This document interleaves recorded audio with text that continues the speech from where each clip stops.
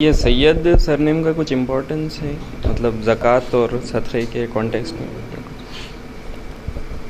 بھائی نے ایک سوال کیا کہ جو سید جو ہوتے ہیں ان کا کوئی اہمیت ہے کہ خاندانی نام کے اعتبار سے، اور خاص طور سے زکوٰۃ و صدقات کے معاملے میں؟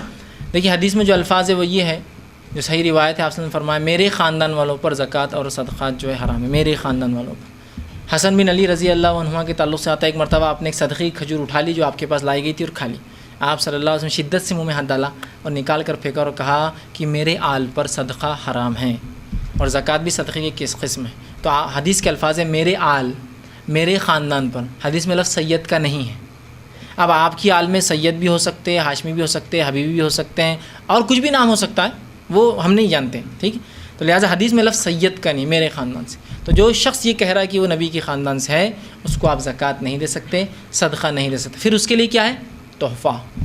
تحفے اس کو دیے جا سکتے ہیں، صدقات اور خیرات اس کو دیے نہیں جا سکتے۔ تو حدیث میں الفاظ جو ہے میرے اہل بیت، میرے خاندان کا لفظ ہے، میری آل کا لفظ ہے، سید کا لفظ نہیں، یاد رکھیں۔ اب الگ الگ لوگ اگر نبی اکرم صلی اللہ علیہ وسلم کے خاندان سے واقعتاً ہو اور یہ نام لگاتے ہیں الگ الگ سرنیمز، تو بہرحال اگر وہ ہے تو پھر آپ ان کو زکوٰۃ نہیں دے سکتے، صدقات نہیں دے سکتے، اور جو ہے آپ کو جو ہے ان کو تحفے دیا سکتے۔ اب اس ناموں کو سگنیفیکنس یا آپ کے خاندان سے ہونے کا کوئی فائدہ ہے تو ہاں اور نہ دونوں بھی ہو سکتا ہے۔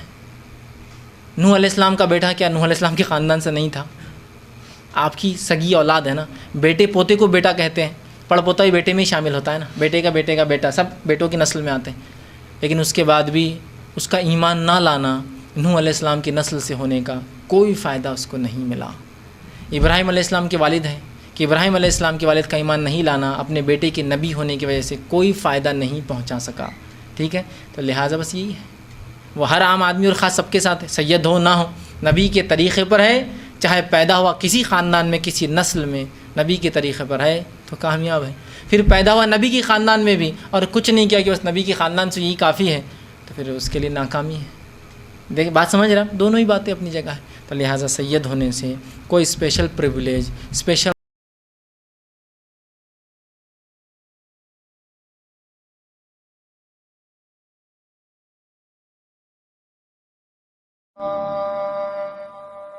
لا إله إلا الله، لا إله إلا الله، لا إله إلا الله، ما لنا رب سواه۔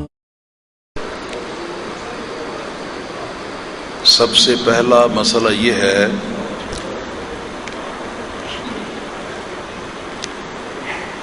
سائل کا کہنا یہ ہے کہ سید زادوں کو زکوٰۃ نہیں دی جا سکتی۔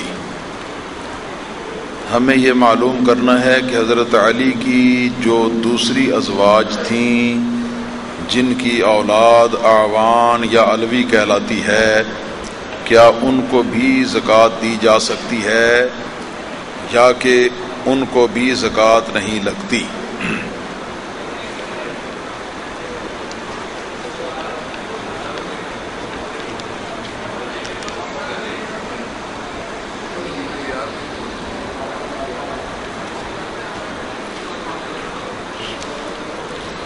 مسئلہ یہ ہے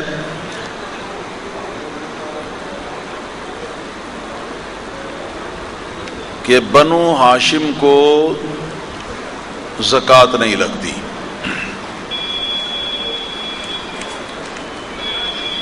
بنو ہاشم کے اندر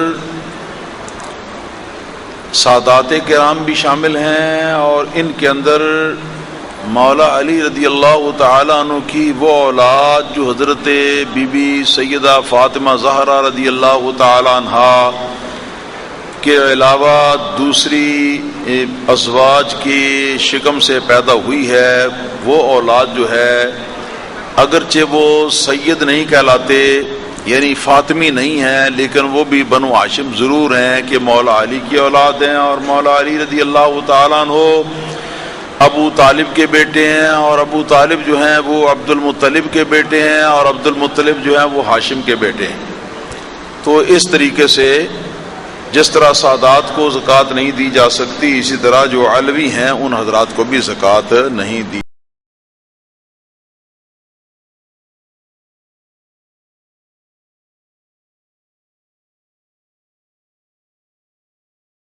اگر کوئی سید ہے اور وہ غریب ہے تو کیا اس کو زکوٰۃ دے سکتے ہیں؟ اصل میں اس کی تعین ہونا بڑا مسئلہ ہے، کیونکہ رسول اللہ صلی اللہ علیہ وسلم نے فرمایا ہے نا کہ سید جو ہے اس پر زکوٰۃ واجب یعنی جائز نہیں ہے۔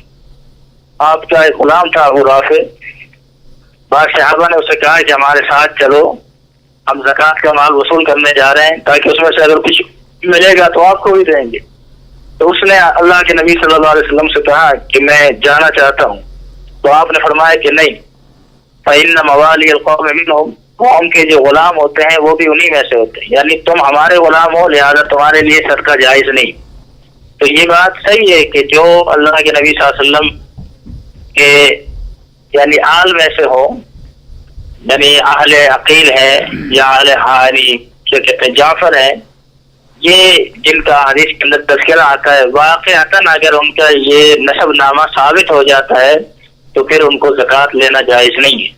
پھر اگر کوئی شخص غریب ہونے کے ناطے ان کی مدد کرنا چاہے تو مال زکوٰۃ کے علاوہ مدد کی جائے۔